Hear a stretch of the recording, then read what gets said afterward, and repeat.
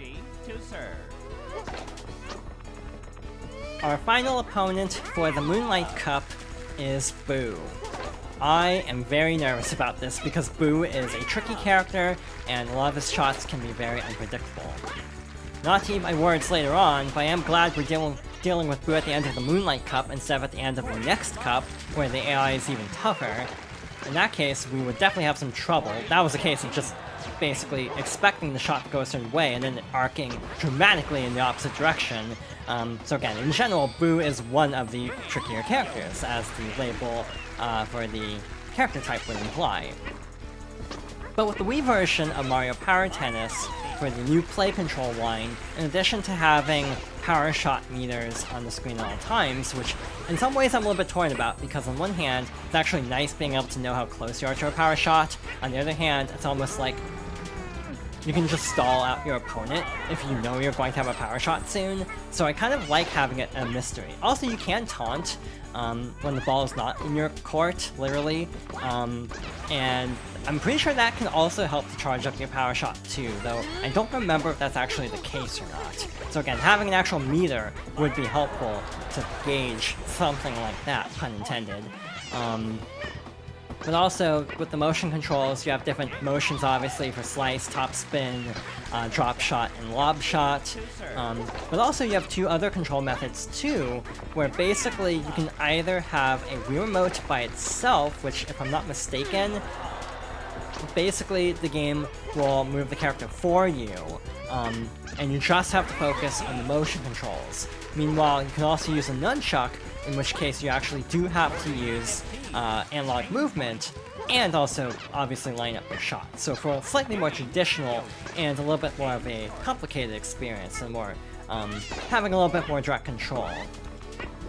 I have never heard good things about the motion controls in that game in particular. The new play control line was kind of spotty, to be honest. For every Metroid Prime, you would also have like Mario Power Tennis that just kind of didn't work great.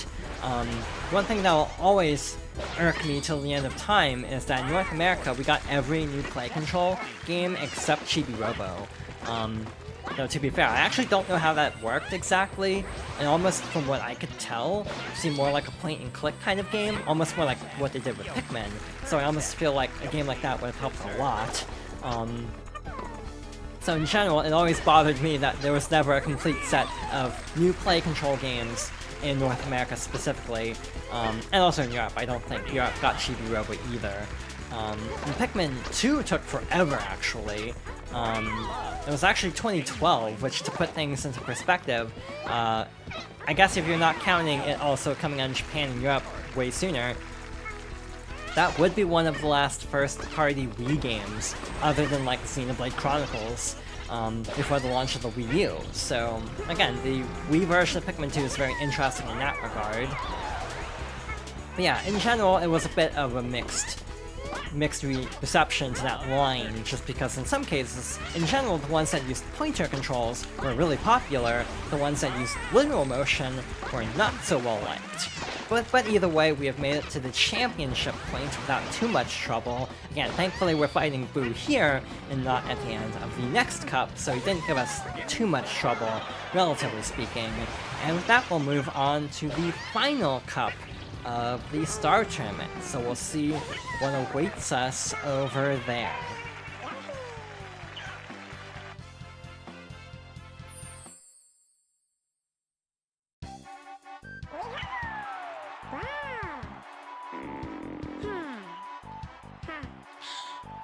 Hooray! Yay! Oh! Oh! Ah!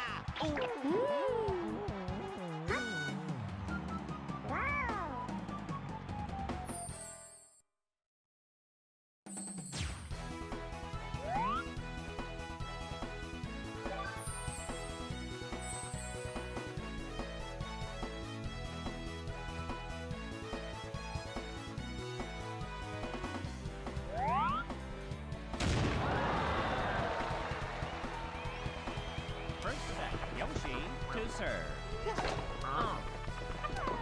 And we're starting the Planet Cup with Shy Guy. And once again, we're on the grass court of the Peach Dome, so this will be interesting. In general, I am nervous about the bracket. To tell the truth, this is actually my second attempt at recording the Star Tournament because I got a fairly unfortunate opponent at the end, which actually was Shy Guy, and I was actually struggling a lot because Shy Guy is a character that I actually have trouble with because of his power shot. Basically, his power shot will stun you in certain intervals. It's kind of like Wario also. But I kept having really bad luck with that, where I'd get stunned just as I was about to return the ball, and I'd miss. So I was actually losing quite a bit, so I decided to just restart the tournament and hope for better luck for the finals. Out of the finals, obviously Bowser Jr. is the one I'm really worried about as another tricky character. So we'll hope for some of the other characters in that bracket to do a little bit better. But knowing my luck, we will be fighting Bowser Jr. at the end, because I, historically, have not had the best luck with games like this. But this is a great example. We almost were shocked at such a time that we weren't able to actually retrieve the ball, which would have been very bad.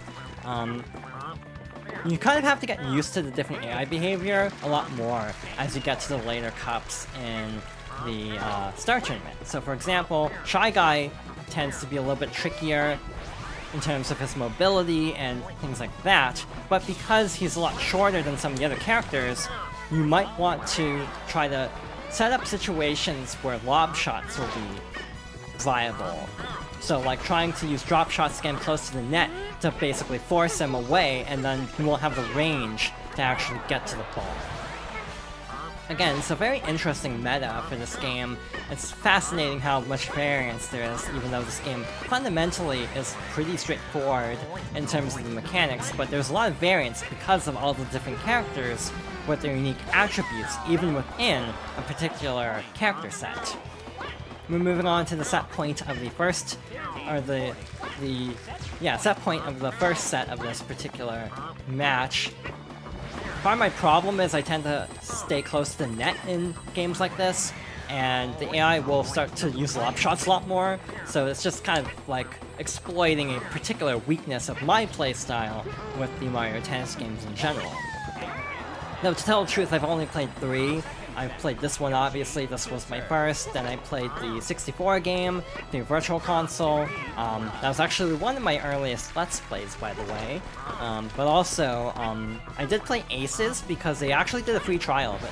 A couple of years ago, after they finished patching the game, they did a free trial, like weekend for the game, and I actually played through the entirety of Story Mode. As much criticism as the game got at launch, I actually enjoyed it quite a bit. Though again, I admit, it's different playing the game after a year of patches versus at launch where things like literally voice lines from Mario are missing. So again, playing the game in a post-launch state, I had a lot of fun with it, but again, I definitely can commiserate with the people who played the game at launch and were disappointed at lack of content. With both Super Rush and Aces, there's also the disappointment over the story modes of both, given that in the case of the sort of past handheld games, again, the Switch sort of can be considered a handheld in some ways. But basically, with a lot of the handheld Mario sports games from Camelot, you did have RPG modes, and so the single-player modes of Super Rush and Aces just kind of being fairly basic was considered a massive disappointment compared to the Game Boy and Game Boy Color games. So again, I fully understand a lot of the criticisms for Mario Tennis Aces, even as someone who did enjoy it in its state at the time. It was about like 2018 or 2019 by that point. I'm pretty sure, depending on when the actual game finalized, essentially. And again, that's been one of the biggest criticisms of Nintendo's sports games, is the post-launch approach to try to kind of drag out the game's life to last longer. It's just kind of shortchanging the game at launch and causing people to drop off really early, so it's actually not really working out well in a lot of cases. Yeah, it's designed to gradually add in content to get people to come back, but it just causes people to drop off and then never come back. And then you have games like Mario Strikers that I feel like even post-launch never really got as much content as even Aces or Super Rush, which I would actually personally say are in pretty okay places right now.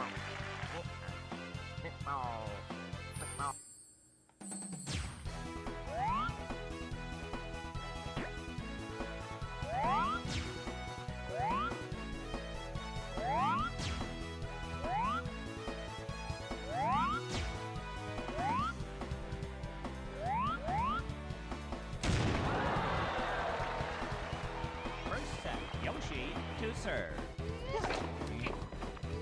For our penultimate tournament match, we have Waluigi. Again, as a defensive character, he tends to hang close to the net because he has long arms and can even reach a lot of lob shots, so we have to be very careful when going up against him. One interesting difference is all of the Planet Cup takes place in the day, to my recollection, unlike a lot of the other cups that actually do have time of day changes. It's a very interesting change, though again, I guess it makes sense for the Moonlight Cup to end at night for the final 2 matches. So far so good, we actually got through that first round really fast, which I'm very happy about. Though again, we have to stay on our toes because the AI is still getting a lot more difficult. Of the final opponents in the other bracket, I'd rather fight DK, but I know my luck, we're going to fight Bowser Jr., and thus I'm probably going to save after this match, just in case something goes wrong. Because, again, Bowser Jr. as a tricky character can cause a lot of problems on the highest possible difficulty for the AI. It's also worth mentioning that the highest difficulty is actually locked until you actually win the Planet Cup once, so keep that in mind as well. So we have quite an uphill battle ahead of us as we go through these final 2 matches. Though again, this one's actually going really quickly so far, surprisingly so, to the point where I feel like saying something is just going to cause problems, as I'm very susceptible to jinxing. Lo and behold, right on cue. Again, it's really weird to me how you have Toad. You have multiple Toads in the background, but like none are actually playable, and despite one being seen on the leaderboard with Toadette. It kind of would have been interesting to have a mechanic kind of like with Yoshi for other characters like Toad, where you could actually swap character colors, basically. And also, it's kind of odd that like Birdo isn't in this game, considering how many spin-offs she was in around this era. Again, it's very fascinating looking at the history of Mario spin-offs, and how there are certain characters that you can just kind of use to identify an era of the franchise, where it's like, oh, Petey Piranha's in this game. This is definitely GameCube era, for example. So like Petey Piranha's like most recent appearance was Mario Kart 8 Deluxe's DLC, but even that was like a long time after his last major appearance, which, to tell the truth, I don't even know what that would be. It would probably be Paper Jam, actually, now that I'm thinking about it. And even that was like 2016 or something. It was a while ago, so yeah, it's been a bit since Petey Piranha was actually a playable character, especially. So in general, I definitely feel like it does date the game having Petey Piranha as unlockable in this. I kind of feel like in a lot of cases you have a lot of oversaturation. Like we had an era where Rosalina was basically in every game, and at the time of this recording at least, there's no confirmation of Rosalina being in Super Mario Bros. Wonder, unlike in 3D World, so there's been a lot of debate over whether Rosalina should be in the game or not. And it's kind of feeling the same way as with Petey Piranha, where it's like Rosalina being in a Mario spin-off almost dates the game as being very like Wii U, like Wii U era Nintendo, as they're kind of moving away from Rosalina and actually bringing Daisy into a more prominent role in the franchise, which I actually personally like, given that she really hasn't been in many mainline games.